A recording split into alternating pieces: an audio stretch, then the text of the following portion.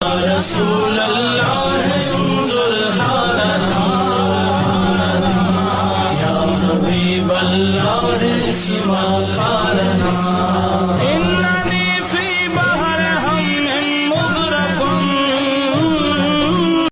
الحمدللہ رب العالمین والصلاة والسلام علی سید المرسلین وعلی آلہ واصحابہ اجمعین. اما بعد فاعوذ باللہ من الشیطان الرجیم. بسم اللہ الرحمن الرحیم. یا ایہا الذین آمنوا کتب علیکم الصیام کما کتب علی الذین من قبلکم لعلکم تتقون. اللہ خلاق کائنات نے سورۃ البقرہ کی اس آیت مبارکہ میں ارشاد فرمایا، اے ایمان والو، تم پر روزے فرض کیے گئے ہیں جیسا کہ تم سے پہلے لوگوں پر فرض کیے گئے تھے تاکہ تم متقی بن جاؤ. قرآن مجید فرقان حمید کی 88 ایسی آیات ہیں جن میں اللہ خلاق کائنات نے براہ راست ایمان والوں سے خطاب کیا ہے اور ارشاد فرمایا ہے، اے ایمان والو. ان میں یہ بھی شامل ہے. اس لیے روزہ ہر صاحب ایمان عاقل بالغ اور مقیم پر فرض ہے. روزے کی فرضیت کے حوالے سے ہم روایات بھی عرض کریں گے اور فضیلت کے حوالے سے بھی روایات عرض کریں گے. سب سے پہلے روزے کی تعریف یہ ہے کہ اللہ کی رضا کے لیے طلوع فجر سے لے کر غروب آفتاب تک کھانے پینے، جماع اور دیگر غیر شرعی امور سے بچنے کا نام روزہ ہے. حضور نبی کریم صلی اللہ تعالیٰ علیہ وآلہ وسلم جب مدینہ طیبہ تشریف لائے تو اس سے پہلے عاشورہ کے روزے کے بارے میں آتا ہے کہ عاشورہ کا روزہ واجب تھا.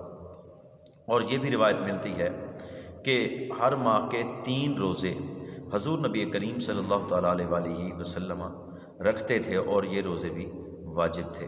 اور یہ سنن بیہقی کی روایت ہے، جیسا کہ مولا علی رضی اللہ تعالیٰ عنہ کے بارے میں آتا ہے کہ آپ ایام بیض کے روزے کثرت سے رکھتے تھے. سن 2 ہجری میں روزہ فرض ہوا. اللہ تعالیٰ کا مہمان بابرکت مہینہ آنے والا ہے.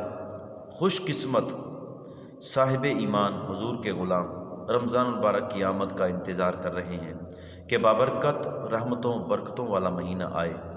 ہمیں نصیب ہو ہم اپنی بخشش کے لیے اللہ کی بارگاہ میں جھکیں، کثرت سے تلاوت قرآن پاک کریں، کثرت کے ساتھ نوافل ادا کریں، باقاعدگی کے ساتھ ہم تراویح ادا کریں اور نمازوں کا معمول ہو، باجماعت نماز ہو اور روزہ رکھیں.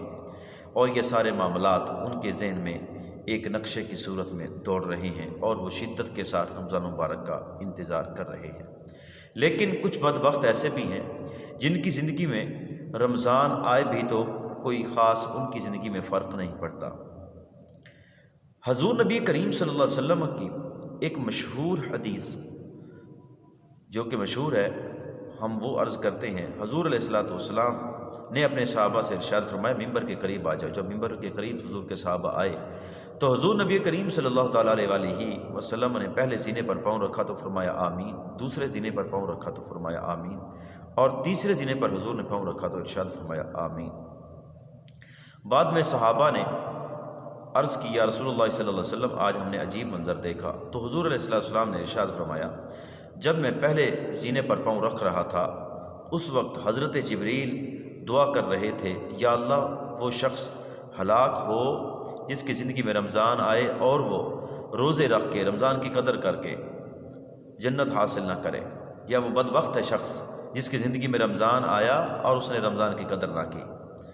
اسی طرح دوسری مرتبہ جب حضرت جبریل امین نے دعا کی تو حضور نے ارشاد فرمایا کہ میں نے آمین کہا. حضرت جبریل نے کہا، وہ شخص بھی ہلاک ہو جائے جس کے سامنے یا رسول اللہ صلی اللہ علیہ وسلم آپ کا ذکر ہو اور وہ آپ کی ذات پر درود نہ پڑھے. حضور فرماتے میں نے کہا آمین. اور تیسرا وہ شخص جس کے بارے میں حضرت جبریل نے دعا کی وہ یہ تھا کہ جس کی زندگی میں اس کے بوڑھے والدین ہوں یا ان میں سے کوئی ہو، ایک ہو، وہ ان کی خدمت کر کے جنت نہ حاصل کرے تو وہ شخص بھی بدبخت ہے، وہ ہلاک ہو. تو حضور علیہ السلام نے ارشاد فرمایا، میں نے اس کی یہ تیسری دعا پر بھی آمین کہا. تو یہ کتنی بڑی وعید ہے کہ رمضان مبارک کی آمد ہو، انسان اپنے معمولات میں کوئی فرق نہ لائے، کوئی قرآن مجید کی تلاوت کا معمول نہ ہو اور تراویح سے جان چھڑوائے اور روزے نہ رکھے، یہ بڑی بدقسمتی ہے۔ رمضان المبارک اللہ تعالیٰ کا بابرکت مہینہ ہے۔ ہم فضیلت کے حوالے سے چند روایات عرض کرنا چاہتے ہیں کہ حضور نبی کریم صلی اللہ علیہ وسلم کی یہ روایت، حضور علیہ السلام کا یہ فرمان حضرت ابی ہریرہ رضی اللہ تعالیٰ عنہ روایت کرتے ہیں، ارشاد فرماتے ہیں کہ نبی کریم صلی اللہ تعالیٰ علیہ وآلہ وسلم نے ارشاد فرمایا کہ 3 آدمیوں کی دعا مسترد نہیں کی جاتی۔ نمبر 1، جب روزہ دار روزہ افطار کرتا ہے، یعنی افطاری کے وقت کا جو ٹائم ہے، یہ وقت ہے، وہ قبولیت کا وقت ہے، وہ ضائع کرنے کا وقت نہیں ہے۔ جب روزہ دار روزہ افطار کرے تو اس سے پہلے دعا کرے اپنے لیے اور سب کے لیے، حضور کی کل امت کے لیے دعا کرے، قبولیت کا وقت ہے۔ اور دوسرا، وہ شخص جسے امام عادل حضور علیہ السلام نے فرمایا ہے کہ امام عادل جو انصاف کرنے والا امام ہو، حکمران ہو۔ اس سے مراد یہ موجودہ بیانیے کے حکمران نہیں ہیں، بلکہ وہ حکمران حضور علیہ السلام نے مراد لیے ہیں جو بیک وقت امام بھی تھے اور دین بھی جانتے تھے، اور اسی طرح وہ حکمرانی بھی کرتے تھے، جیسا کہ حضور علیہ السلام خود اور حضور کے صحابہ اور بعد میں آنے والے اولیاء کاملین میں جو لوگ وقت کے سلطان بھی بنے اور امام بھی بنے۔ اسی طرح ہم فقہاء کرام کو بھی لے سکتے ہیں، کیونکہ وہ بھی تو دلوں کے حکمران ہیں۔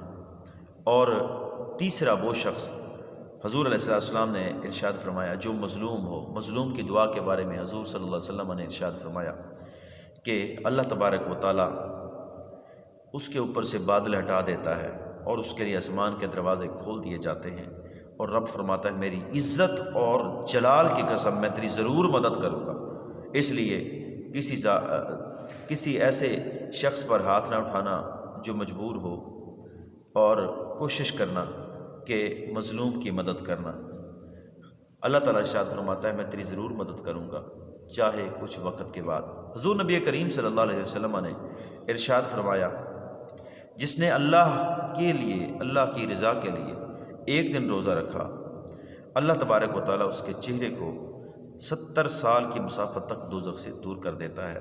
حضور نبی کریم صلی اللہ تعالیٰ علیہ وآلہ وسلم نے ارشاد فرمایا، حضرت معاذ بن انس روایت کرتے ہیں، ارشاد فرمایا جس نے رمضان مبارک کے علاوہ ایک دن اللہ کی راہ میں روزہ رکھا، یعنی رمضان کے علاوہ بھی یہ روایت موجود ہے، مسند ابو یعلا کی یہ روایت ہے۔ اللہ کی رضا کے لیے جس نے روزہ رکھا، اللہ تبارک و تعالیٰ اس کو تیز رفتار گھوڑے کی 100 سال کی مسافت تک دوزخ سے دور کر دیتا ہے۔ یہ نفلی روزے کی فضیلت بیان کی گئی ہے، تو فرض روزے کی کیا شان ہوگی؟ اسی طرح جو ایک روزہ رکھتا ہے اس کی یہ شان ہے، جو پورا رمضان المبارک روزے رکھے اس کی کیا شان ہوگی؟ دعا ہے اللہ خلاق کے کائنات ہم سب کو اس ماہ مبارک کی برکات نصیب فرمائے۔ وما علیہ الا البلاغ۔